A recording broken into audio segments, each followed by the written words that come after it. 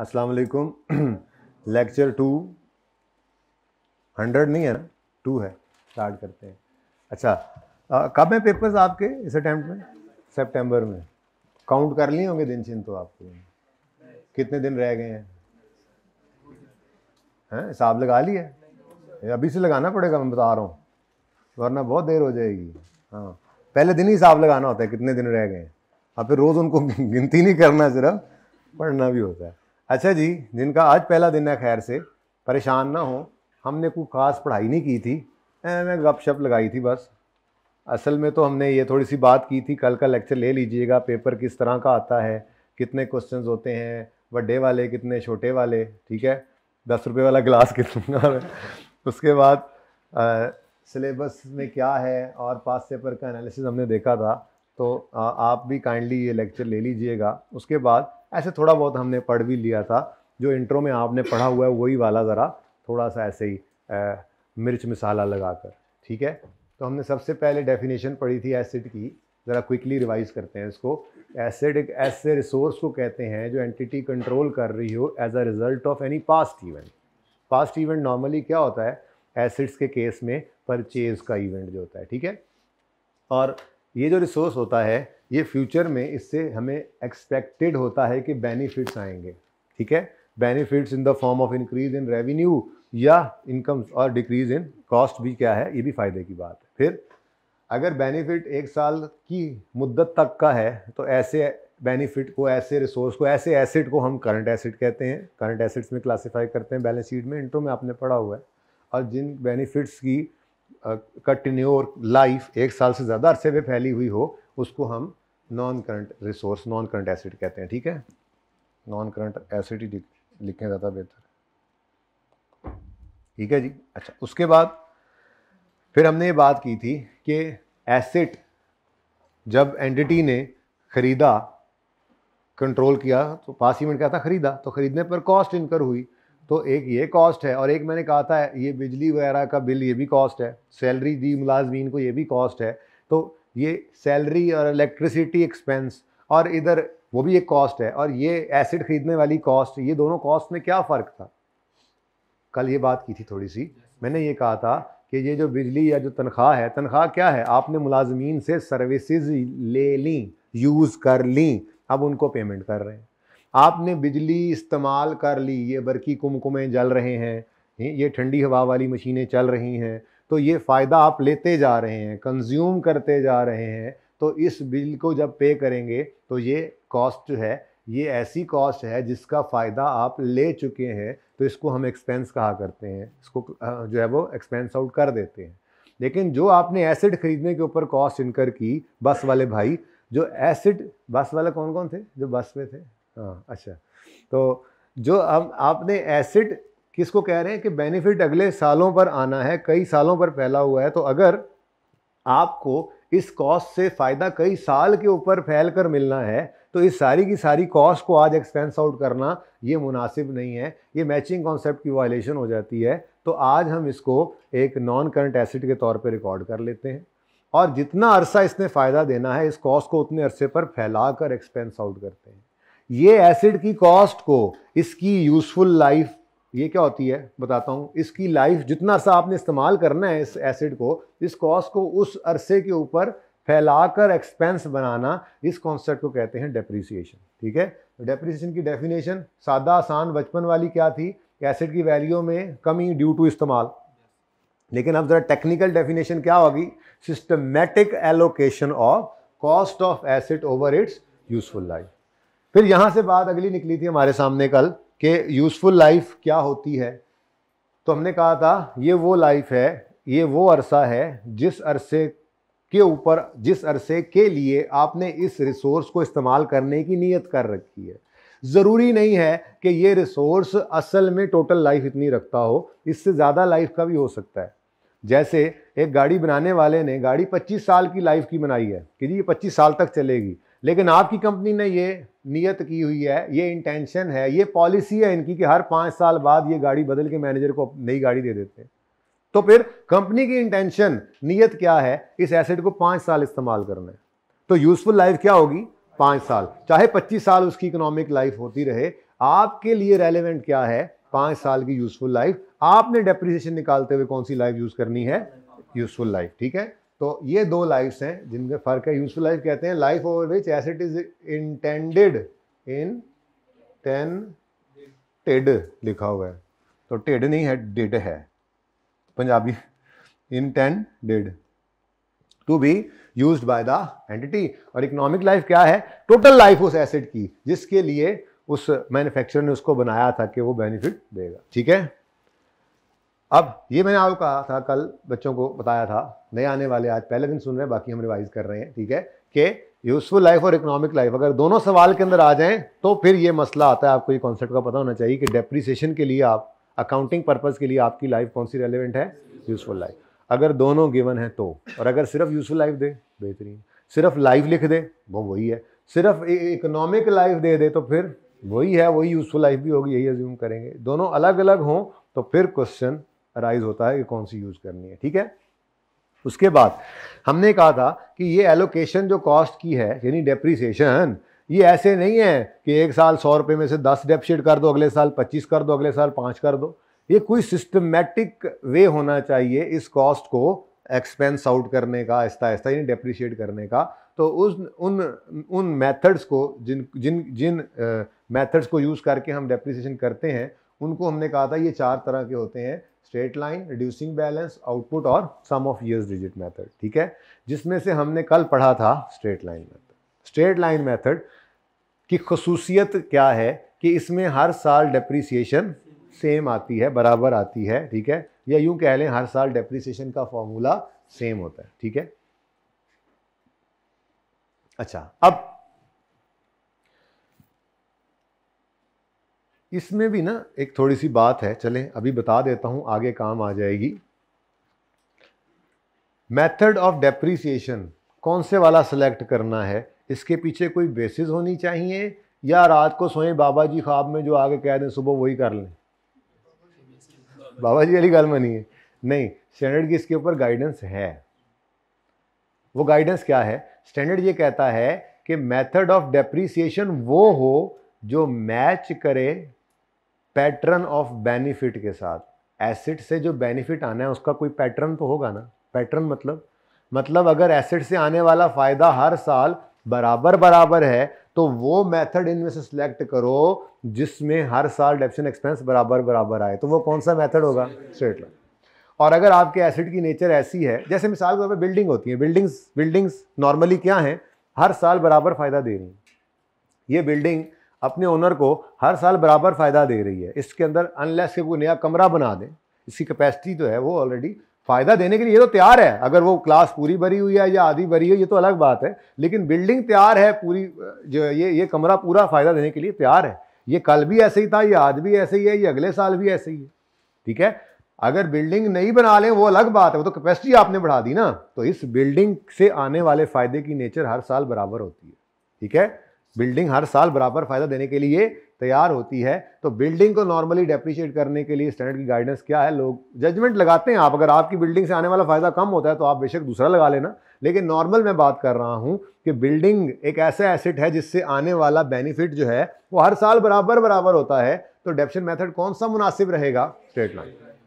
और अगर आपका एसेट है लेट्स से प्लांट मशीनरी, तो प्लांट एंड मशीनरी, जो मशीनरी होती है इसकी नेचर ऐसी है कि जैसे जैसे वक्त गुजरता है वियर एंड टेयर की वजह से आहिस्ता आहिस्ता इसकी परफॉर्मेंस जो है वो कम होती चली जाती है। तो मशीन एक ऐसा एसेट है जिससे आने वाला फ़ायदा हर साल थोड़ा थोड़ा कम होता जा रहा होगा। तो अगर मशीन वाले एसेट को डेप्रिशिएट करना है तो डेप्रिसिएशन मेथड भी ऐसा हो जिसमें हर साल डेप्रिसिएशन एक्सपेंस आहिस्ता आहिस्ता कम होता है। तो वो अभी पढ़ाया नहीं है, शायद आज बात करें, शायद कल करें। ठीक है, वो रिड्यूसिंग बैलेंस मेथड है जिसमें हर साल डेप्रिसिएशन कम होती है। तो मैं कहने का मतलब ये था कि डेप्रिसिएशन मेथड की सिलेक्शन के पीछे भी स्टैंडर्ड की गाइडेंस मौजूद है कि ऐसा मेथड सेलेक्ट करो जो मैच करे किसके साथ? बेनिफिट के पैटर्न के साथ। एसेट से जो बेनिफिट आना है उसका पैटर्न क्या है। अगर बराबर बराबर हर साल बेनिफिट है तो डेप्रिसिएशन भी बराबर बराबर आया, ऐसा मेथड लगाओ। और बेनिफिट का पैटर्न कम होता जा रहा है तो वो मेथड लगाओ जिसमें डेप्रिसिएशन भी कम हो रही हो। और अगला मेथड आउटपुट, वो मेथड क्या कहेगा? जितना बेनिफिट ले रहे हो उतना डेप्रिशिएट करो। तो ये इंशाल्लाह देखेंगे जब आ जाएगा, ठीक है।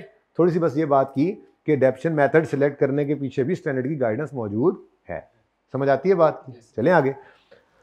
फिर हमने स्ट्रेट लाइन मेथड के अंदर फॉर्मूला देखा था। इसका फॉर्मूला क्या है जी? Cost minus residual value over useful life, ठीक है। इसको आप ऐसे भी कर सकते हैं, cost minus residual value into rate, ठीक है। एक ही बात है, अगर स्ट्रेट लाइन मेथड के अंदर आपने यूजफुल लाइफ को रेट में या रेट को यूजफुल लाइफ में कन्वर्ट करना हो तो वो भी कल हमने सीखा था, ठीक है। अच्छा, अब एक बात, आप इंट्रो में चूंकि पढ़ के आते हैं तो आप लोगों ने स्ट्रेट लाइन मेथड में रेट निकालना अगर रेजिडुअल वैल्यू हो तो उसका एक डिफिकल्ट सा छोटा सा फॉर्मूला पढ़ा हुआ है। लेकिन जब वो फॉर्मूला लगा के आप रेट निकालते हैं ना, तो आप फिर कॉस्ट माइनस रेजिडुअल वैल्यू नहीं करते, लगाते कॉस्ट पर ही रेट है। तो मैं उसमें इंटरेस्टेड नहीं हूं। किसी आखिरी क्लास के अंदर सिर्फ MCQ के पॉइंट ऑफ व्यू से अगर बताना ही पड़ा तो फॉर्मूला बता दूंगा। फिलहाल मैं वो बिल्कुल भी नहीं बताऊंगा, क्योंकि मैं आपको दो चीज़ों में फ़र्क लेकर आपके लिए चलना चाह रहा हूं ताकि ये कॉन्सेप्ट पक्का हो कि स्ट्रेट लाइन मेथड में एडेप्शन निकालते हुए कॉस्ट में से रेजिडुअल वैल्यू माइनस करते हैं। अगला जो मेथड पढ़ाऊंगा ना, रिड्यूसिंग बैलेंस, उसके अंदर माइनस नहीं करते। तो ये दोनों को मैंने ज़रा डिफरेंट लेके चलना है, इसलिए मैं इसको ऐसे ही रखूंगा। और स्ट्रेट लाइन मेथड के अंदर अगर रेट से लाइफ या लाइफ से रेट निकालनी होगी तो मैं यही वाला यूज़ करूंगा फॉर्मूला, सिंपल। अगर लाइफ से रेट में आना है तो 1 ओवर लाइफ कर दो, और अगर रेट से लाइफ में आना है तो 1 ओवर रेट कर दो फ्रैक्शन के साथ, ठीक है। कोई क्वेश्चन है तो पूछे, कल के लेक्चर में से कोई क्वेश्चन है तो पूछ लें। यही था कल का लेक्चर। हाँ, रेजिडुअल वैल्यू क्या होती है, बुक वैल्यू क्या होती है, ये दो बातें नहीं हमने की थी। और एक सवाल ऐसे ही बस कर लिया था, यानी कल बस ऐसे ही बस शुगल में नहीं लगाया था हमने, पढ़ा को ये पढ़ाई की है हमने कल, है तो सही किया आप लोगों ने, नहीं आया है ना, ले लेना लेक्चर में बता रहा हूं जी। बच्चों कोई क्वेश्चन है तो पूछ लें। उसके बाद आपको ये 5 अदद सवाल मैंने होमवर्क में दिए थे, इनका सोल्यूशन चूंकि आपको बुक में मिलना था, और बुक लो मैनू नहीं लभ रहा, थानू कितों लभना, कौन सा सफा था ये? हाँ ये। तो अब अच्छा ये देखें, अब यहाँ पर ना किताब के अंदर जो सोल्यूशन है, आप इसमें से सिर्फ डेप्रिसिएशन एक्सपेंस देख सकते हैं, लेकिन मैंने एक फॉर्मेट बना के इस वर्किंग को किया था। तो कोई एक सवाल जो सबसे लेंथी लगता है वो ज़रा मैं क्विकली करवा देता हूँ ताकि वो फॉर्मेट भी रिवाइज हो जाए, जो बच्चे खैर से आ जाएं वो भी देख लें। बाकी डेप्रिसिएशन एक्सपेंस आप यहाँ से मैच कर सकते हैं, ठीक है। क्वेश्चन नंबर 1, 2 और 3 का आंसर ये आपके सामने, इसकी पिक्चर ले लें। जब तक बुक नहीं है, बुक वैसे आज कह रहे थे कि वो आ जाएगी, पता नहीं, मुझे तो कल भी कह रहे थे कि आ जाएगी। आ गई है बुक? ओ बुक आ गई भाई। तो वॉल्यूम 1 आपने आज ले लेना है, ठीक है। लेकिन अब ये सोल्यूशन है, अब यहाँ पे पढ़े हुए हैं किताब में, अब हैंड आउट में तो नहीं जी, बिल्कुल फुल फ्लैश सवाल में नहीं, लेकिन वर्किंग की हद तक मैं आपको उस फॉर्मेट पे डालना चाह रहा हूँ, क्योंकि वो फॉर्मेट सिर्फ यहाँ नहीं यूज़ कर रहे, वो फॉर्मेट में बहुत सारे टॉपिक्स में यूज़ करना है। तो अभी ज़रा शुरू है, इब्तदाई इश्क है, तो आदत डालना चाह रहा हूँ उस फॉर्मेट की कि मेथड की कैद से निकल कर उस फॉर्मेट पर रहो। बाकी अगर सिर्फ डेप्शन एक्सपेंस मांग ले, जैसे इस सवाल के अंदर मांगा हुआ था, तो ज़्यादा मुनासिब है, वक्त बचाओ और ये करो। लेकिन ये पर्चे में करने वाले काम है शॉर्टकट के। फिलहाल तो लॉन्ग कट से ज़रा चीज़ें सीख लें, ज़रा पक्की कर लें, तो सीखते हुए लंबे लंबे काम कर लेंगे, फिर आहिस्ता आहिस्ता उनको पर्चे के लिए एंड पे तैयार कर लेंगे, ठीक है ना जी। ये तस्वीरें खींच ली होंगी आप लोगों ने। 5 सवाल थे ये, मुझे लग रहा है सही है। चौथा सवाल कर लेते हैं, और 5वां, छठा नहीं था, अच्छा वो रिड्यूसिंग बैलेंस है, बहुत अच्छी बात है जी। इनमें से कोई अब एक सवाल करवाना है, अब जो आप कह दें।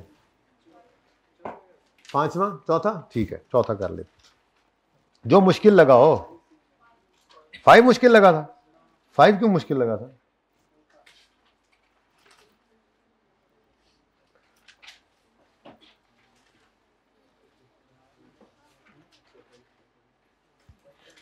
चले जी। मिस्टर आतिफ हैज परचेज, मैं यहीं पे कर रहा हूँ सवाल। Mister Atif has purchase an asset on 1 April 2004 for 50,000, it's residual value is 10,000 and rate of डेप्शन is 25% straight line. Year and is 31 December. Zishan has purchased on 1 July 4 for 70, its reserve value is 20 and useful life is 4 साल, method is straight line। एक काम करते हैं, मैं 5वां सवाल करता हूं 2 दफ़ा, एक बार लाइफ यूज करके कर लेता हूं और एक बार उस लाइफ को रेट में कन्वर्ट करके आपको करवा देता हूं ताकि कॉन्फिडेंट हो जाएं आप कि वो इंट्रो वाले उस फार्मूला के और हमारे इस फार्मूला के अंदर कोई इनकन्सिस्टेंसी नहीं है, तरीका वारदात मुख्तलिफ है। वहाँ पे अगर फार्मूला वो वाला यूज़ करके रेट निकालें तो फिर स्ट्रेट लाइन में भी कॉस्ट माइनस रेजिडुअल वैल्यू नहीं करते। मैं वो फार्मूला नहीं लगाता तो मैं कॉस्ट माइनस रेजिडुअल वैल्यू करता हूँ स्ट्रेट लाइन में, ताकि आंसर आपको सामने नजर आए कि सेम है, ठीक है ना। तो ये चौथा सवाल कर लेते हैं। वैसे पांचवा भी हो सकता था, उधर रेट को लाइफ में कन्वर्ट करते, लेकिन चलो ये जैसे सिखाया था पहले उसी हिसाब से चलते हैं, ठीक है। आतिफ ने 1/4 कहाँ करें ये सवाल, उधर ही कर लेते हैं। 1/4/2000 भाई, ये फिर मिटाने के लिए किसी को कह देना, आप मिटा देना, मेरी भी हिम्मत कोई नहीं है। इसके बाद 1/4 को 50,000 का एसेट खरीदा, 10,000 रेजल वैल्यू, नहीं सॉरी, 1/7/4 को 70,000 का एसेट खरीदा, रेजल वैल्यू है 20,000 और लाइफ है 4 साल। ये वाला करें, पांचवा कर लेते हैं, ठीक है। क्वेश्चन नंबर 5 डेट, ये फॉर्मेट, डिस्क्रिप्शन और एसेट। अच्छा, अब लाइफ गिवन है तो लाइफ यूज कर लेते हैं, कन्वर्ट रेट में भी कर सकते हैं, लेकिन पहले लाइफ, ठीक है। एक कब खरीदा है? 7/2004। कॉस्ट क्या है?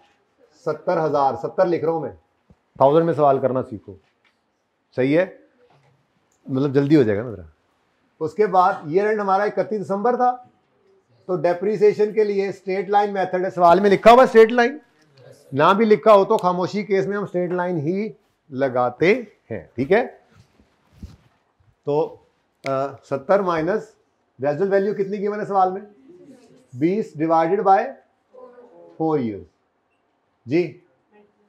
हाँ, ये पूरे साल की डेप्रीसिएशन निकली है, लेकिन ये एसेट पूरा साल हमने इस्तेमाल ही नहीं। अब कल क्लास वाले सवाल मैंने ये काम भी नहीं ना किया था, तो इसलिए मैं सवाल करवा रहा था फ्रैक्शन वाला, ठीक है। तो कितने महीने इस्तेमाल हुआ है? तो 6/12 कर दो जी। 6.25 कहो ना, फिर 1000 में चल रहे हो, नहीं ये समझ आ रही तो मैं पूरा सवाल कर देता हूँ। और नहीं भाई पहला दिन है, कुछ भी आप आहिस्ता आहिस्ता सीख, आगे जाके 1-2 सवाल करता हूँ। 1000 के अंदर ही सवाल कर रहा था मैं, माजरत खां हूं मैं, सारा कुछ ही बदल गया। अच्छा जी, 70,000 का ये एसेट था, डेप्रिसिएशन निकाली जी। Cost minus 20,000, residual value divided by 4 into 6/12, 6 2। तो भाई आप भी अब इधर ही आ जाए, क्या हो सकता है, अब क्या हो सकता है। अब शक्लें बना के बैठे होते हैं कुछ बच्चे, बंदा परेशानी होता है ना फिर शक्लें देख के। अच्छा जी, बुक वैल्यू बताएं। 63750, ठीक है जी। अब मेथड कौन सा है? तो स्ट्रेट लाइन मेथड के अंदर आंखें बंद करके फॉर्मूला रिपीट करना है। बस फर्क क्या पढ़ना है, ये 6/12 अगले साल नहीं करना, क्योंकि अगले साल हमने से पूरा साल इस्तेमाल किया, ठीक है जी। 31 दिसंबर 2004 पर बुक वैल्यू ये थी, और 31 दिसंबर 2005 की डेप्रीसिएशन हमने निकालनी है। तो सेम फार्मूला, दोबारा लिखने की भी ज़रूरत नहीं है। बस मसला सिर्फ ये है कि चूंकि पिछले साल फ्रैक्शन था, इस साल नहीं है, तो मैं एक बार और लिख देता हूँ, बल्कि आज सारा ही लिख देता हूँ। डेप्रीसिएशन जी, cost same formula, minus residual value divided by useful life, लेकिन 6/12 नहीं करना, क्योंकि ये पूरा साल इस्तेमाल हुआ यहाँ पे, ठीक है जी। बोले 12,500। बुक वैल्यू बताएं। 51। उसके बाद कितने साल की डेप्रीसिएशन मांगी है जी? 3 साल की, तो एक और साल 31 दिसंबर 2006। डेप्रीसिएशन सेम फॉर्मूला, क्योंकि स्ट्रेट लाइन मेथड है, कॉस्ट माइनस, तो पर्चे में दोबारा नहीं लिखना, लेकिन अभी ज़रा ये बात मैं बस दिमागों में बिठाना चाह रहा हूँ आपके कि स्ट्रेट लाइन मेथड की खसूसियत क्या है। हर साल सेम डेप्रीसिएशन, ये यूं कहें हर साल सेम फॉर्मूला, एक ही बात है, एक ही बात, ज़रा पक्का करवाना चाह रहा हूँ, ठीक है जी। 12,500 ही होगा हर साल, यही डेप्रीसिएशन। पहले साल भी यही होती, अगर दरमियान में ना आया होता तो, वो तो 6 महीने इस्तेमाल हुआ था, तो फिर 6/12 कर दिया जी। बोले 38। अच्छा, अब ये तो हमने पहले वाला फार्मूला लगा लिया, लाइफ से डिवाइड करके। अगर रेट से मल्टीप्लाई कर दें तो आंसर तो सेम आना चाहिए ना, ठीक है। तो रेट पहले निकाल लेते हैं। अगर मैं रेट निकालना चाहूँ तो 1 ओवर यूजफुल लाइफ मैंने कहा था कर लेना। वो मुश्किल वाला फॉर्मूला मैं नहीं लगा रहा, बार बार कह रहा हूँ। हाँ, याद आपने ज़रूर रखना है, किताब में लिखा भी हुआ है, आखिर क्लास में चाहे या उससे पहले किसी वक्त एंड पे जो रिवीजन क्लासें चल रही होती हैं, एंड पे आप वो फॉर्मूला एक बार मुझे बता देना, 1-2 सवालों के अंदर अप्लाई कर लेंगे। किसी MCQ में ना आ जाए, कोई रेट का कह दे तो कहीं पे यूज़ करना पड़ जाए तो एहतियातन, वैसे ज़रूरत नहीं है, आज तक मुझे तो कभी नहीं पड़ी, ठीक है। तो सिंपल वाला फॉर्मूला, रेट निकालना है लाइफ से तो 1 ओवर लाइफ कितनी है 4 साल इंटू 100 करो तो आंसर इज 25%। अब बस आपने ये करना है, कॉस्ट माइनस रेजुअल वैल्यू को नहीं छोड़ना, ये डेप्रीशिएबल अमाउंट जो है इसके ऊपर रेट लगा दो, ठीक है। तो यही सवाल मैं दोबारा कर रहा हूं आपकी तसल्ली के लिए, बस इंट्रो की, बस और कुछ नहीं। वैसे भाई पहले मैंने ये कभी नहीं करवाया, पहले दफ़ा करवा रहा हूँ ये वाला सवाल ऐसे 2 दफ़ा, चलो प्रैक्टिस भी हो जाएगी जी। 1 जुलाई 2004 पर एसिड खरीदा 70,000 का, 31 दिसंबर 2004 पर डेप्रीसिएशन करनी थी तो कॉस्ट माइनस रेजिडुअल वैल्यू, बिल्कुल उसी तरह से हुआ, लेकिन यूजफुल लाइफ से डिवाइड नहीं करना, रेट से मल्टीप्लाई करना। और रेट कितना निकाला है हमने। अब अगेन ये पूरे साल की डेप्रीसिएशन है, इसको क्या करना है, आंसर इज 6250, ठीक है जी।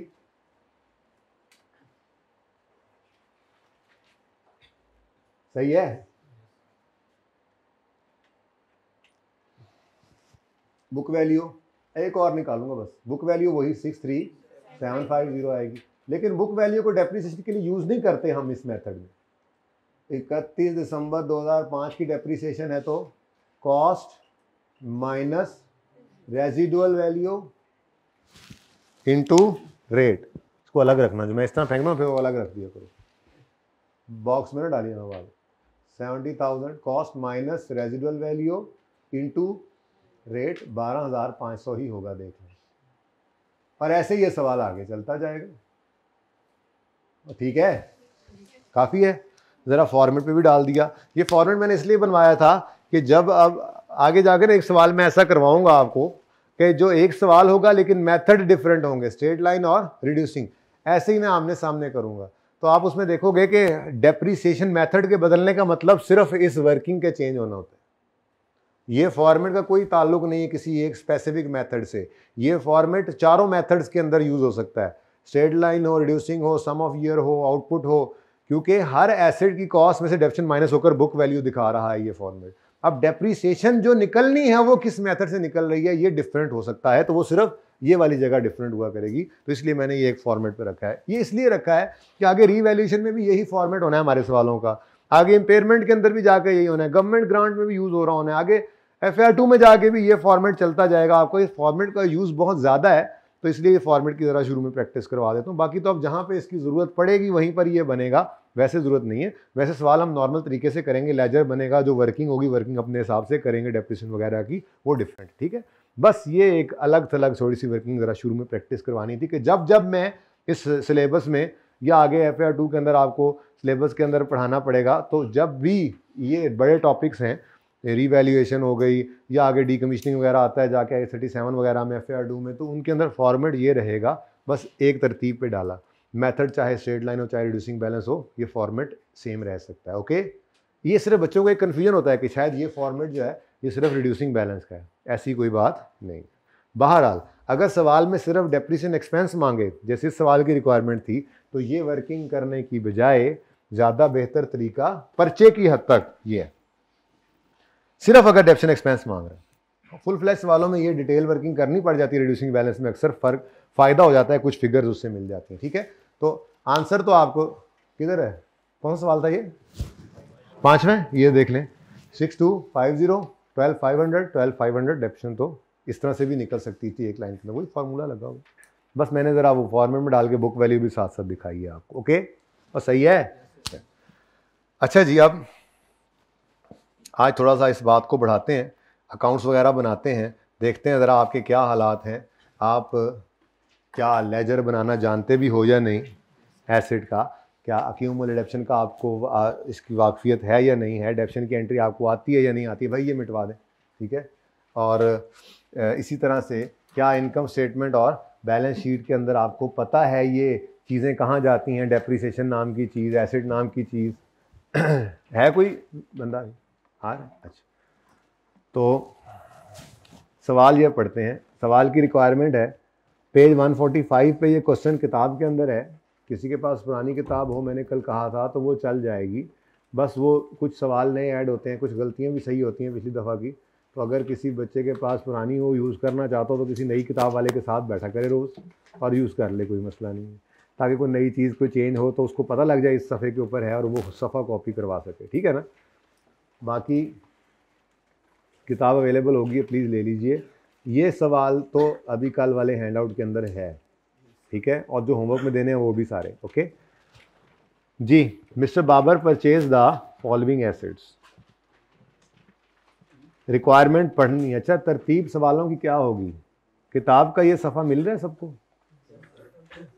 नई किताब है, पुरानी में फिर मैं सफ़ा नंबर नहीं बता सकूंगा, वो फिर आप खुद हिम्मत करनी पड़ेगी। वैसे थोड़ी सी बात बता दूं, पुरानी किताब में ये जो लेक्चर नोट्स के नाम से ये क्वेश्चंस थे और ये बिल्कुल चैप्टर के एंड पे होते थे, ये मैं कॉन्सेप्ट बिल्डिंग क्वेश्चन नाम इसका करके इसको ज़रा पहले ले आया हूँ चैप्टर के फ़ौरन बाद, तो सफ़ा नंबर ढूंढने में ज़रा मसला होगा आपको, एक बार देख लोगे पता लग जाएगा, क्लास के बाद आ जाना समझा दूँगा। फ़िलहाल हैंड आउट तो है ना, उसमें ये सवाल है, वहाँ से देख लो।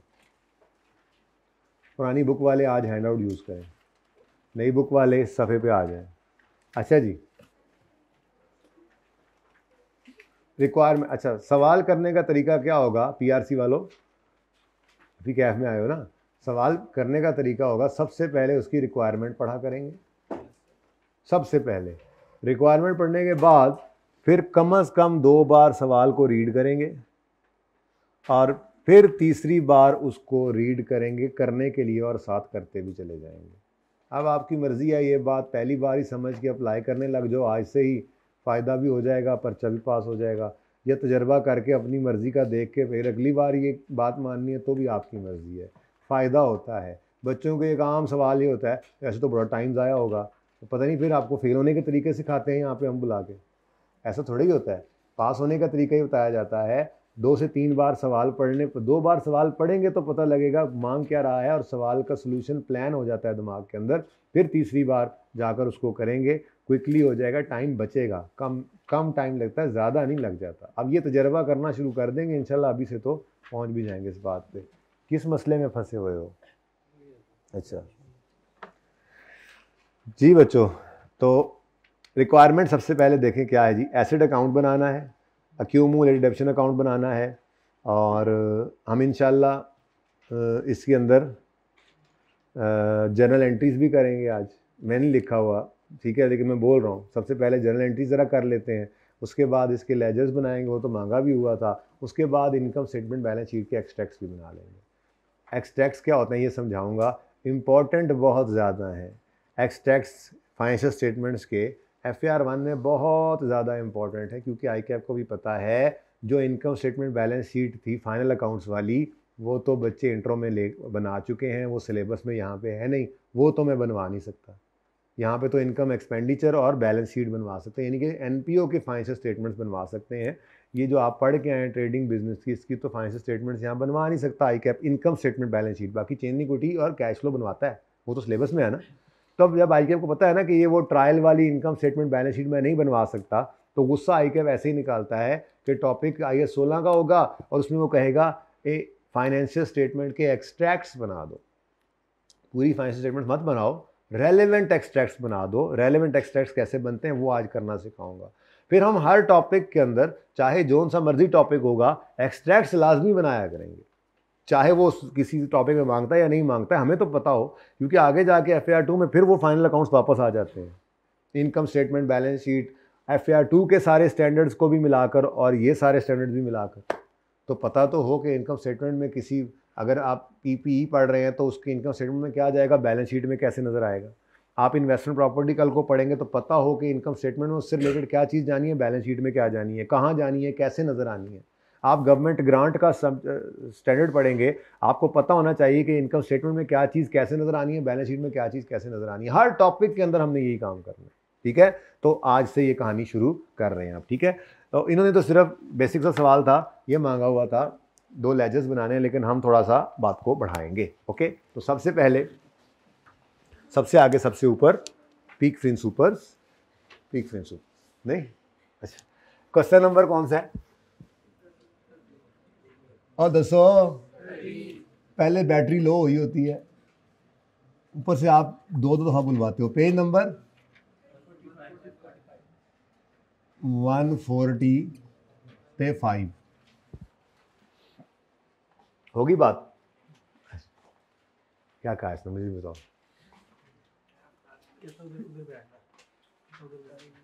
उधर नहीं बैठना, वो कोना है बस ऐसे सवाल लिखने के लिए। एंट्री यहाँ से शुरू करूँगा, यहाँ से इंशाल्लाह नज़र आएगा आपको, ठीक है। लेकिन वैसे मैं कहा करता हूँ बच्चों को कि पहली रो में 3 बैठा करें, और गर्ल्स अगर इधर बैठी तो उन्हें भी कहता हूँ पहली रो में 3 से 4 बच्चे बैठा करें, इससे ज़्यादा ना बैठा करें, ठीक है ना। सही है, ये अब आप लोगों ने जहन में रखना है। अच्छा जी, अब सवाल को शुरू करते हैं। होपफुली डेबिट क्रेडिट आपको आता होगा, इंट्रो पढ़ के आए हैं, है ना। हैं, एसेट लायबिलिटी का पता है, इनकम एक्सपेंस का पता है, कैपिटल का, चलो शुक्र है। अच्छा, डेबिट क्रेडिट का पता है। अच्छा, तो डेटर बढ़े तो ज़रा दिमाग, अब ज़रा थोड़ा सा दिमाग की चुरियाँ कांटे तेज़ करो। मैं थोड़ी देर जल्दी जल्दी ज़रा आपको बोल रहा हूँ, ज़रा मुझे जवाब दो, मुझे तसल्ली हो थोड़ी सी। डेबिट क्रेडिट भी आंदा है या नहीं, सिर्फ डेबिट क्रेडिट सादा, ठीक है जी। बैंक बढ़े तो, सेल्स बढ़े तो, और क्रेडिटर बढ़े तो, अच्छा डेटर बढ़ जाए तो, अगर कैश बढ़ जाए तो, और अगर एक्सपेंस कम हो जाए तो, चलो ठीक है, बात थोड़ा सा मामला गुजारे का है, ठीक है अल्हम्दुलिल्लाह। नहीं, अच्छा अच्छा। बाकी इंशाल्लाह इस टॉपिक, इस सिलेबस से रिलेटेड तो सारी एंट्रीज मैंने खुद करवानी ही है, लेकिन ये तो पता होवे कि इतना पता लगता है कि एसिड, ओए लाइबिलिटी कम होने की तो एंट्री नहीं पूछी आपसे, ओके अच्छा सही है। चलें शुरू करते हैं जी काम। अकाउंट बनाते हैं बाद में, पहले एंट्रीज कर लें जी। Babar Azam purchase following assets. 1 अप्रैल 2009 को एसिड खरीदा है। अच्छा, ये ना बेसिक सवाल हैं छोटे वाले। तो आप कहोगे सर ये एसिड करंट नॉन करंट, भाई मैं कह रहा हूँ नॉन करंट एसिड्स हैं, पीपीई का टॉपिक पढ़ रहे हैं, ठीक है। छोटी छोटी एग्जांपल्स हैं, ये किसी ज़माने में ऐसे 2-3-4 टर्म्स पहले क्लास में लिखो बच्चों सवाल, बच्चों ने लिख लिया, एसिड खरीदा, ज़बानी बोला ना, ये कॉस्ट है इसकी, ये डेट है, और अगली बार वो फिर किताब में डाल दिया कि चलो इनको अब यही बेसिक सवाल है, ठीक है ना। तो इसलिए कोई छोटी मोटी कमी बेशी होगी वो मैं खुद बताऊंगा। पर्चे के सवाल में सारा कुछ बहुत खुला डुला क्लियरली लिखा होता है, ठीक है ना। अच्छा जी, एसिड खरीदा है 1 अप्रैल 2009 को 200,000 का। अब ये इतनी सिफरें मैंने नहीं लगानी, पिछले सवाल में मैंने रिस्क नहीं लिया। मैं अगर आपसे कहूं कि रुपीज इन 1000 में ये क्वेश्चन सॉल्व करो तो करना आता है? किया है इंट्रो में? किसको नहीं आता ये काम, जरा हाथ खड़ा कर दे, उसको सिखा दूंगा, ऐसी बात नहीं होती जी। बताते रहना, मुझे शर्म नहीं करनी। देखो एक बात याद रखना, इस सारे सिलेबस के लिए आपको बता रहा हूँ, सारे सेशन के लिए, सवाल सही है या गलत है, करना चाहिए या नहीं करना चाहिए, अभी टाइम है या अभी लेट है या अभी जल्दी है, या शर्म आ रही है, ये बातें आपने नहीं डिसाइड करनी। सवाल जो दिल में आए वो पूछ लेना है। अगर रेलेवेंट होगा अभी आंसर करना तो मैं उसको खुद उसी वक्त आंसर करूंगा, वरना उसको डिले करना होगा तो मैं खुद डिले करूंगा और आपको बताऊंगा कि यार फलां टॉपिक में जाके हम इसको पढ़ेंगे फिर जवाब दूंगा। और जब वो आएगा तो अल्लाह का शुक्र उस वक्त याद भी होता है कि बच्चे ने सवाल किया था, तो बंदा उसको कहता है याद आ गई ये बात। लेकिन ये आपने नहीं डिसाइड करना अपने तौर पर कि ये सवाल अभी करने वाला नहीं है, या ये सवाल करूंगा तो साथ वाला हंसेगा। अभी हंसने वाले तो हंसते रहेंगे, आप पास हो जाओगे, ठीक है ना। और कई सारे ऐसे सवाल होते हैं जो इस पर आपको शर्म आ रही होती है, 10 और को भी आ रही होती है, तो आप करते हैं तो उनका भी भला हो जाता है। तो सवाल जब दिल में आए आपने कर लेना है, ठीक है। बाकी उसको आंसर फौरन करूं मैं, उसको डिले करके करूं मैं, वो मुझ पे छोड़ दीजिएगा बेटा, वो मुझे डिसाइड करने दीजिएगा, ठीक है ना। सही है। अच्छा तो हाँ, तो मैं ये पूछ रहा था, और समझ ना आए तो बता भी देनी है बात, कोई मसला नहीं है। बस ये वो फनकारियाँ नहीं लगानी क्लास में, स्टेज ड्रामा नहीं बनाना, जैसे कल बताया था। बाकी कोई मसला नहीं है, पढ़ने के लिए तो 10 बार पूछूं, मुझे कोई मसला नहीं है, ओके। अच्छा जी, रुपीज़ इन 1000 में क्वेश्चन करना है तो इसका मतलब 1000 कॉमन ले लेंगे। मैं 200, 300, 500 इस तरह से लिखूंगा, कोई मसला किसी को है हाइब्रिड में? तो है तो निकल जाओ क्लास जी। 200 रुपये का एसेट है, 1 अप्रैल 9 को खरीदा। एसेट खरीदने की एंट्री मैं भूल गया, आपने मुझे बताना है क्या एंट्री है। 1/4/2009 है जी। एसेट खरीदा तो एसेट बिजनेस में बढ़ गया, एसेट बढ़े तो डेबिट। कैश या पेबल जो भी लिख लें, कैश या अज्यूम कर लें कि कैश पे हो गया, तो सिंपल एंट्री की हमने एसेट डेबिट। इसको पीपी डेबिट भी कर सकते हैं, लेकिन चलो अभी एसेट ही लिख लेते हैं, ठीक है। बिल्कुल बचपन वाली बातें लेकर चल रहे हैं ना हम स्टार्ट में। तो एसेट अकाउंट डेबिट और कैश का अकाउंट क्रेडिट। कितने से जी? 200 से। इसका नरेशन क्या है? Asset purchase. और क्या साइंस होनी है। नरेशन सर क्या होता है, कैसे लिखते हैं सर पेपर में? ओ भाई, जो एंट्री कर लेता है उसको नरेशन लिखने में क्या मसला होना है? उसको पता ही है कि क्या किया हुआ ऊपर। अपने अल्फाज में लिख दो कि क्या है ये किस चीज की एंट्री है जी? एसेट खरीदने की एंट्री है बस, ठीक है। उसके बाद आगे बढ़ते हैं। नेक्स्ट, 1 जून 2009 पर 300 रुपए का एक और एसेट खरीदा बाबर ने 1 जून। तो एंट्री हो जाएगी 1/6/2009 पर। एंट्री क्या होगी? एंट्री तो सेम ही रहेगी, एसेट डेबिट कैश क्रेडिट। कितने से? अब अकाउंट नहीं लिखा सर आपने, इधर भी लिख लो या यहां से भी हटा दो, फर्क नहीं पड़ता। चलो काम कम कर लेते हैं काम थोड़ा सा, ठीक है ना जी। एसेट डेबिट कैश क्रेडिट कितने से?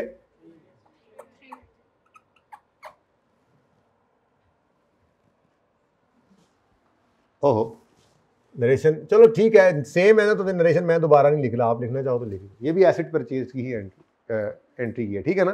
तो नरेशन सेम है इसलिए मैंने दोबारा नहीं लिखी। डन। उसके बाद क्या है जी? उसके बाद अगले साल की कहानी शुरू हो गई है। तो पहले इस साल को कंप्लीट कर लें, क्या ख्याल है? ठीक है भाई, इंट्रो वाला पढ़ा रहे हैं, समझ नहीं आए तो कैसे मैं पूछूं, शर्म आएगी, ऐसी बात नहीं है। आपको कुछ समझ ना आए तो आपने लाजमी पूछना, ओके। यहाँ पे शर्म की तो फिर कर्म डूबेंगे, जिसने की शर्म उसके डूबे। हाँ, फिर आगे जाके मसले यहीं से खड़े हो जाने हैं, ठीक है। तो बिल्कुल आपने रिलैक्स होकर पूछना है, यूँ समझे इंट्रो में नहीं पढ़ा हुआ, पहली बार पढ़ा रहा हूँ बस, ठीक है। वो पेस उस तरह की नहीं है क्योंकि इंट्रो में पढ़ा हुआ तो है ना, असल बात तो यही है। लेकिन आपको कोई बात भी समझना है तो आपने पूछ लेनी है, ओके। अच्छा जी, अब ईयर एंड आ गया। ईयर एंड पे हमने क्या करना है? इसको डेप्रीशिएट करना है, ठीक है। वैसे तो मुझसे रिक्वायर किया क्या गया था असल में सवाल में? लेजर्स रिक्वायर्ड थे, ठीक है। एसेट का लेजर बनाना है और अक्यूमुलेटेड डेप्रीसिएशन का लेजर बनाना है। ये मैं बाद में बनाऊंगा, ठीक है। अब एक बार जब एंट्रीज की तरफ चले हैं तो पहले अब इनको घर पहुंचा लेना, क्योंकि सवाल में जनरल एंट्रीज मांगता है या लेजर मांगेगा, दोनों इकट्ठे नहीं मांगेगा, या नोट मांगेगा या डिस्कशन मांगेगा। हर तरह के सवाल हम करेंगे, ठीक है। लेकिन अभी तो चलना सीख रहे हैं ना, अभी मैंने आप लोगों की उंगली पकड़ी है ना, तो फिर इंशाल्लाह आहिस्ता आहिस्ता ये लेजर्स की मैंने जगह ज़रा इसलिए बना दी है कि ज़रा जगह उस हिसाब से छोड़ लूँ, ठीक है, क्योंकि मैंने वर्किंग्स करनी थी। अब अगर ये एसेट, 2 एसेट्स हमने इस साल ख़रीदे हैं और ये साल में कुछ ना कुछ अरसा इस्तेमाल हुए हैं, तो साल के एंड पर इनकी डेप्रीसिएशन चार्ज करनी पड़ेगी। अगर डेप्रीसिएशन चार्ज करनी है तो उस डेप्रीसिएशन की कैलकुलेशन भी तो करनी पड़ेगी। तो फिर सबसे पहली वर्किंग आज मैं क्या करने लगा हूँ? डेप्रीसिएशन एक्सपेंस की कैलकुलेशन। तो working 1, calculation of depreciation expense. Calculation of लिख के भी टाइम ज़ाया ना करें। डेप्रीसिएशन एक्सपेंस,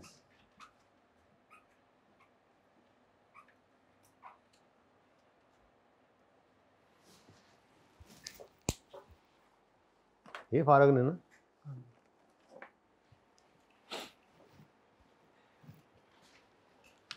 जी।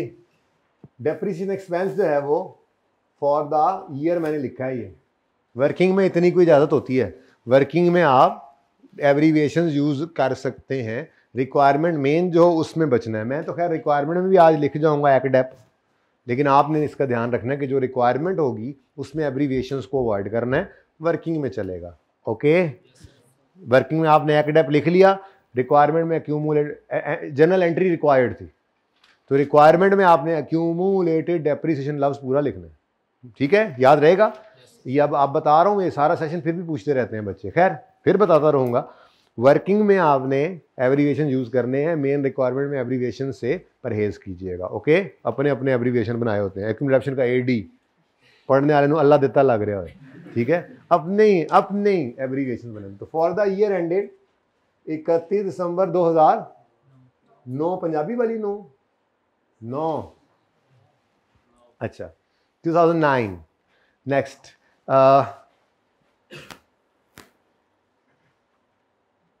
दो चीज़ें एडिशनल आएंगी, दो लाइनें अगले दफ़ा में, अगले साल में, लेकिन इस दफ़ा वो नहीं है, तो इसलिए मैं बस यहीं से स्टार्ट कर रहा हूँ। हमारे पास क्या पिछले साल से कोई एसिड चले आ रहे हैं? नहीं है, ठीक है। बेसिक सवाल उठाया जिसमें साल ही पहला है, ठीक है ना। अगले सवाल में, बल्कि इसी साल में आगे चलेंगे तो बात अगली समझ आ जाएगी। पिछले साल से कोई एसिड चले हुए, यूँ समझ लें कि ये बिजनेस ही हमने इस साल शुरू किया, ठीक है। अब इस साल के एंड पर खड़े होकर देखते हैं तो दो एसेट्स ये बिजनेस खरीद चुका है, ठीक है। पहला एसेट खरीदा था यकम अप्रैल 9 पर 200 का। ये यकम अप्रैल से 31 दिसंबर तक कितने महीने इस्तेमाल हो गया? 9 महीने। तो इसकी डेप्रिसिएशन 9 महीने की रिकॉर्ड करनी पड़ेगी।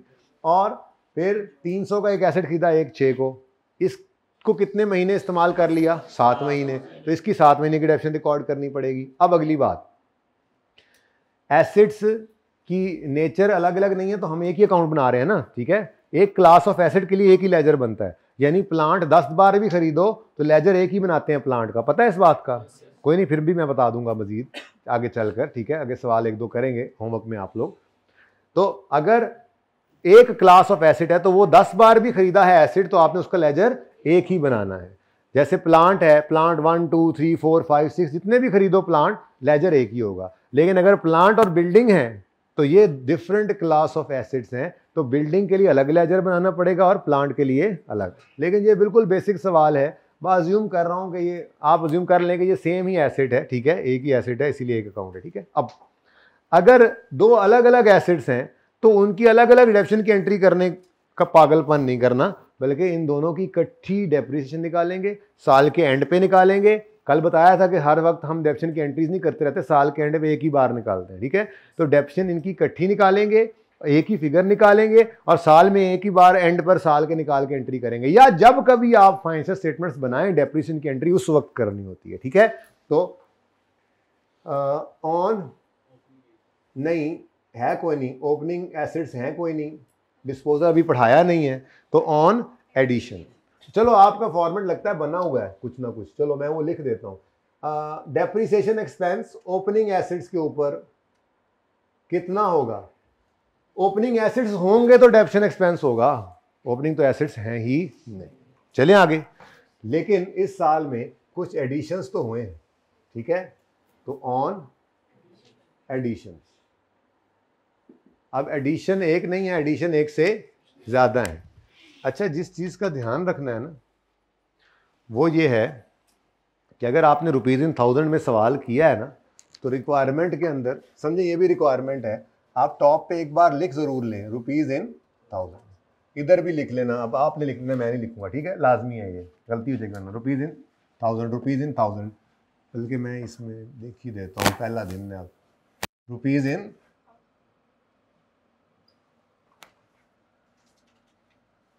रिक्वायरमेंट में, वर्किंग में चलेगा, ये वर्किंग है ना, छोड़ो खैर है, यहाँ से फिगर निकल के जानी तो वही है ना, वहाँ पे लिखा हुआ है ऊपर, तो वर्किंग में माफ़ी है, लेकिन रिक्वायरमेंट में माफ़ी।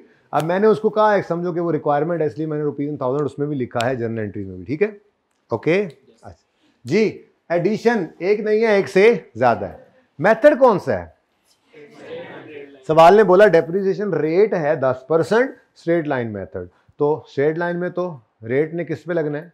कॉस्ट पे, और रेजिडुअल वैल्यू है नहीं, तो अगर रेजिडुअल वैल्यू ना हो तो कॉस्ट -0 लिखना है तो लिख लो। स्ट्रेट लाइन जो है जरा आपको आदत पड़ी हुई है, लेकिन चलो आज पहले सवाल में लिख रहा हूँ, अगले सवाल में फिर नहीं लिखूंगा, ठीक है। तो स्ट्रेट लाइन का फॉर्मूला क्या है जी? कॉस्ट कितनी है? 200 माइनस रेजिडुअल वैल्यू कितनी है? 0 इनटू रेट क्या है? 10%। लेकिन ये तो पूरे एक साल की डेप्रिसिएशन है, ये एसेट आया कब था? तो ये वो काम जो मैं भी दिखाया था ना सोल्यूशन के अंदर, डेप्रिसिएशन एक्सपेंस सिर्फ निकालना हो तो ये वर्किंग ही करनी होती है बस, ठीक है। तो 1 अप्रैल को आया है तो 9/12। एंड वालों नजर आ रहा है, गुजारा हो रहा है। थोड़ा ये छोटा लिखा गया, माजरत, अगला मैं थोड़ा बेहतर कर लेता हूँ जी। कितनी डेप्शन? 15 रुपए। 15। उसके बाद एक और एडिशन भी हुआ, 300 कॉस्ट है उसकी, रेजल वैल्यू उसकी भी गिवन नहीं है, होती तो माइनस कर देते। चलो पहला दिन है, वरना सवाल में ना गिवन हो तो ये लिख के टाइम ज़ाया नहीं करना, लेकिन आज पहला दिन है ना, स्ट्रेट लाइन का फॉर्मूला भी याद करवाया है, तो इसलिए मैं लिख रहा हूँ कि भूलो ना, और तरतीब भी समझ आ जाए कि इस तरह पूरे सवाल के अंदर अगर रेजल वैल्यू आ जाए तो क्या करना है, बस वही फॉर्मूला के अंदर -0 करके रेट लगा देना। ठीक है जी। इंटू 10% इंटू ये 7/12 जी, 17.5। बस के कुछ और भी होगा, बस ये 2 एसेट्स ही थे। कर सकते हो करना चाहो तो, मैं राउंड ऑफ नहीं कर रहा कि कोई बच्चा हो सकता है आज भी जिद करके ना फुल लिख रहा हो फिगर, तो चलो एंड पे उसका और मेरा आंसर मैच कर जाए। कौन कौन वैसे फुल लिख रहा है, 1000 में नहीं कर रहा होंगे, सही, अब मानेंगे नहीं, 2-4 होंगे, ठीक है, तो कोई फर्क नहीं पड़ता, लेकिन ज़रा पहली दफ़ा है ना, तो डर ना जाओ आप बिल्कुल ही, इसलिए मैंने राउंड नहीं किया, वरना इसको राउंड अप कर सकते हैं, 18 कर सकते हैं। रुपीज इन 1000 का मतलब ही यही है, राउंडेड टू नियरेस्ट 1000। तो राउंडिंग का उसूल ये होता है कि अगर मिसाल के तौर पे 17.2 है, 17.4 तक ऐसे जैसे ही है, तो इसको राउंड डाउन कर लेते हैं, और अगर 17.5 या उससे ऊपर चली जाए फिगर, 17.6 हो जाए, 17.9 हो जाए, तो इसको राउंड अप कर लिया जाता है। ये उसूल है राउंडिंग का।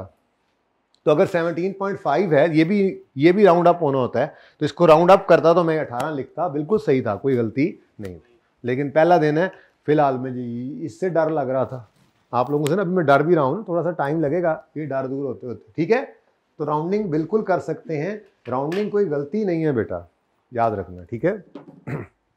अच्छा जी, तो टोटल डेप्रिसिएशन कितनी हो गई जी? 22.32 कर लो यार,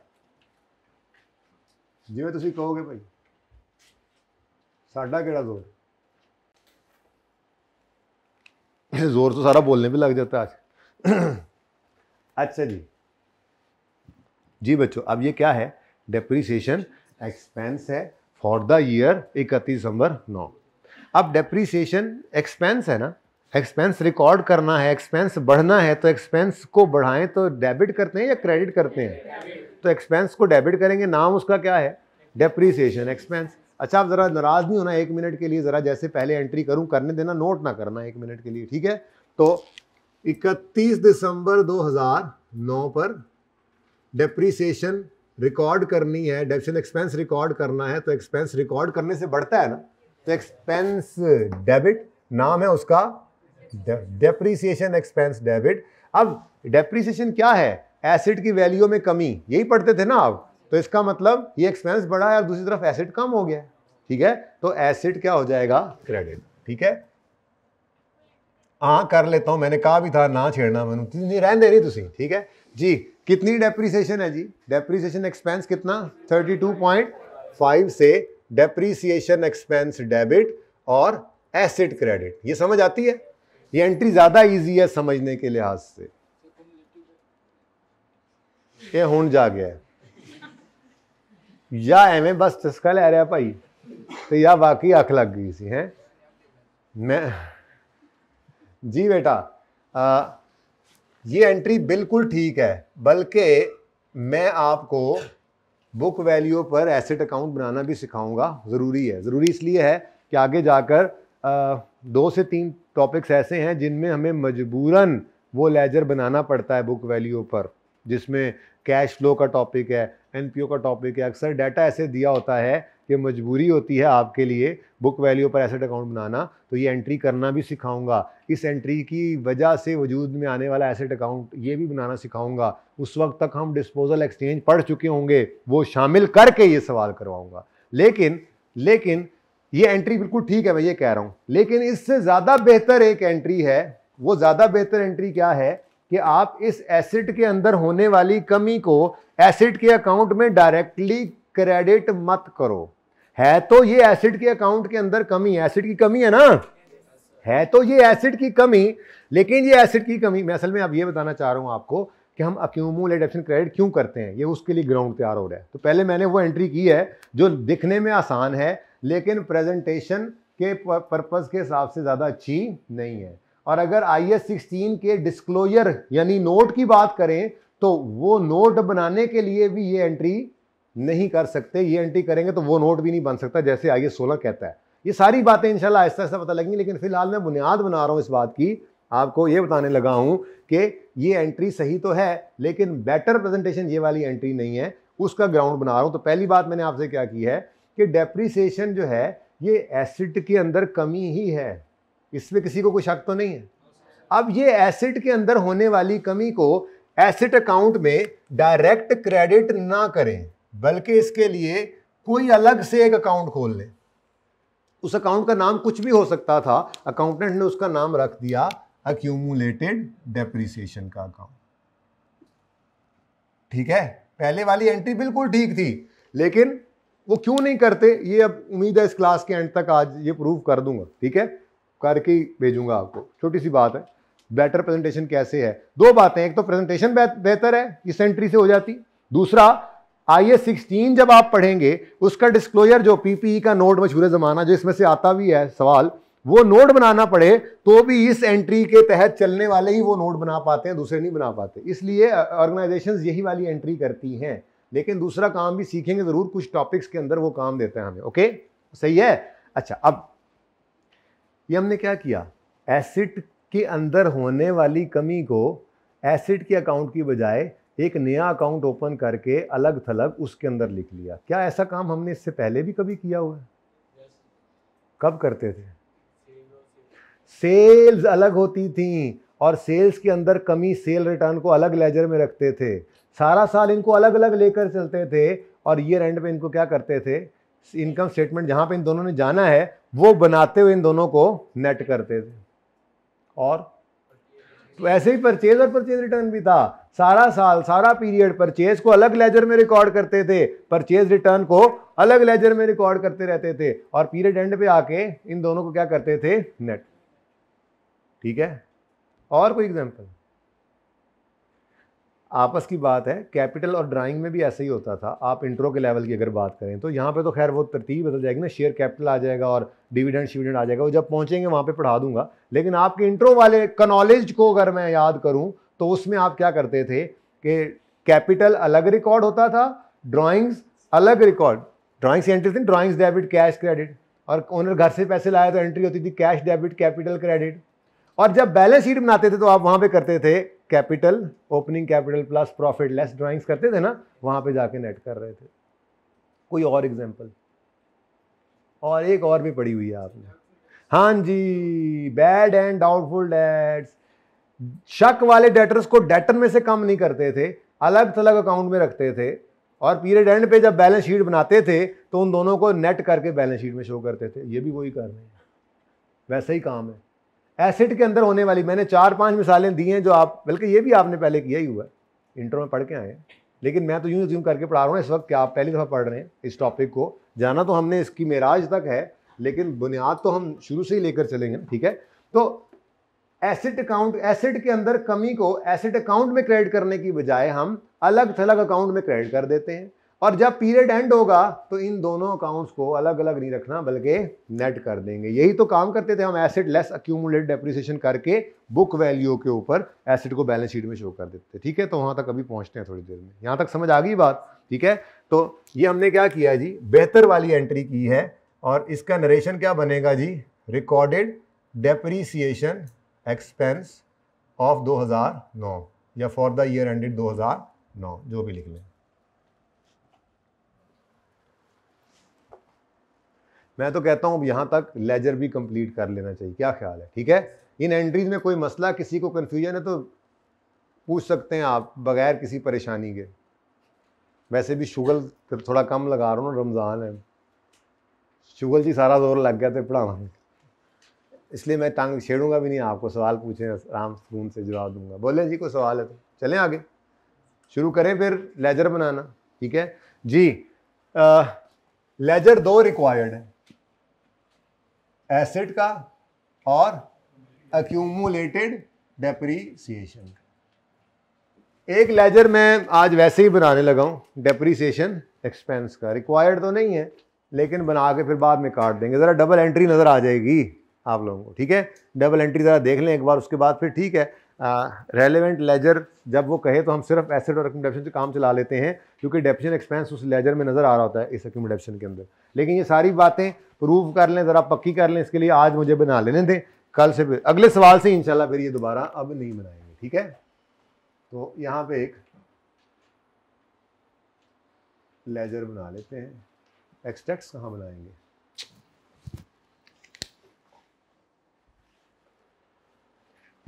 तो ये फरमाइशी लेजर फिर इधर करके बना लेते हैं, तो यहाँ पे थोड़ी एक्सट्रैक्ट्स की जगह बच जाएगी, ठीक है। फरमाइशी मैंने फरमाइश की है, ये ना कहना सर हमने तो कोई फरमाइश नहीं की, आप ना बनाएं। आपका क्या है, आप तो कह देंगे। लाइनें भी सीधी ना हो रही है, छुट्टियों के बाद सर आए हैं, देखो मैंने बताया था ना, अभी तो बॉल स्विंग हो रही है ना, नज़र नहीं जम रही ना, ठीक है। तो इस पर पता है ड्यू बहुत पड़ी हुई है, accumulated depreciation expense।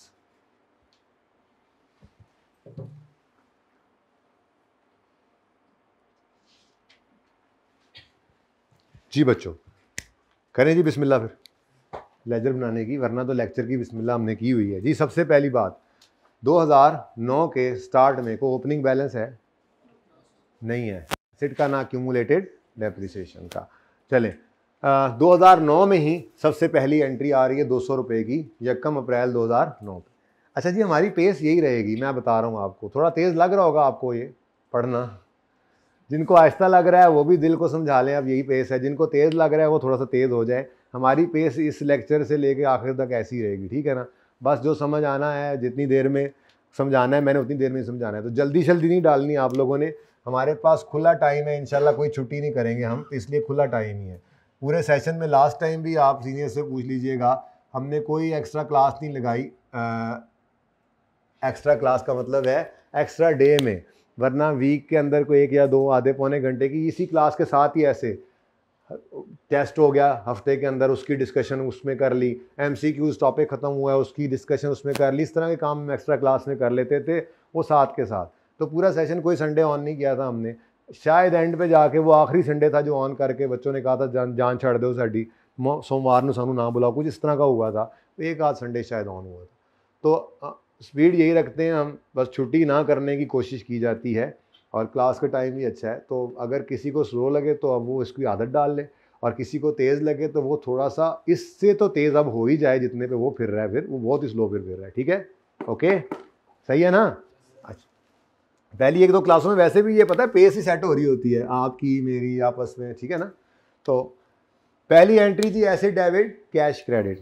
तो एसेट डेबिट, एसेट के लेजर में एसेट डेबिट, कैश का लेजर माजरत के साथ अवेलेबल नहीं है। ऐसे ही ये दिमाग के अंदर बनाना, ये आपका दिमाग है, ठीक है।